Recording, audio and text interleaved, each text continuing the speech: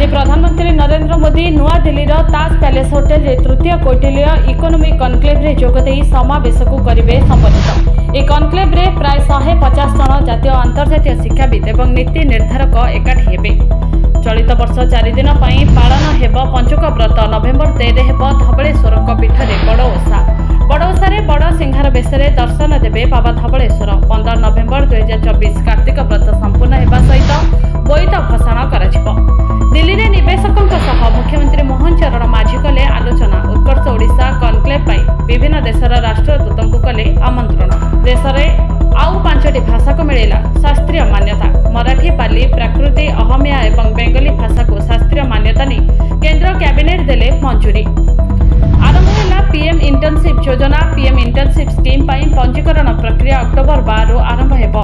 एही pilot project रे नाम लिखाइबाकू प्रार्थी माने 25 अक्टोबर पर्यंत निजको पंजीकृत करिपारिबे। प्रधानमंत्री राष्ट्रीय कृषि विकास योजना और कृष्णोत्ति योजना को केंद्र कैबिनेट रे मिलेला अनुमोदन। एणिकी कृषक मध्यवित्तक बढ़िब आय। ए योजना रे लक्ष्य होछि 2031 सुधा खाइबा तेलर उत्पादन 1.27 कोटी टन रु 2 कोटी टन को वृद्धि करबा। भारत पर बड़ घोषणा कला गूगल। एणिके गूगल एवं जेमिनी लाइव को हिंदी भाषा रे सपोर्ट करिबा। या पूर्व जेमिनी लाइव इंग्रजी सहित 8टी भाषा को सपोर्ट करुथिला। ए नूतन सपोर्ट सहित भारतीय यूजर माने वर्तमान प्रश्न पचारि परिबे और हिंदी रे परामर्श पाई परिबे। संबलपुर में आहार केन्द्र रे खाइले राजस्व मंत्री सुरेश पुजारी। जेल छक निकट रे थिबा आहार केन्द्र रे साधारण लोकंक सह थाड़ी रे आसी कले आहार भोजन। अयोध्यार 161 फुट उच्चता विशिष्ट राम मंदिरर मुख्य शिखर निर्माण कार्य हेला आरंभ। 4 मास मध्य निर्माण शेष करने को लक्ष्य रखा जाइथिबा मंदिर निर्माण कमिटी अध्यक्ष नृपेंद्र मिश्रा देले सूचना।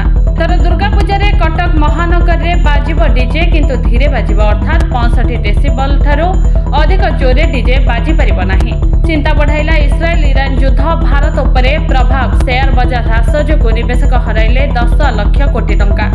ब्यूरो रिपोर्ट आम गाँ खबर लाइव।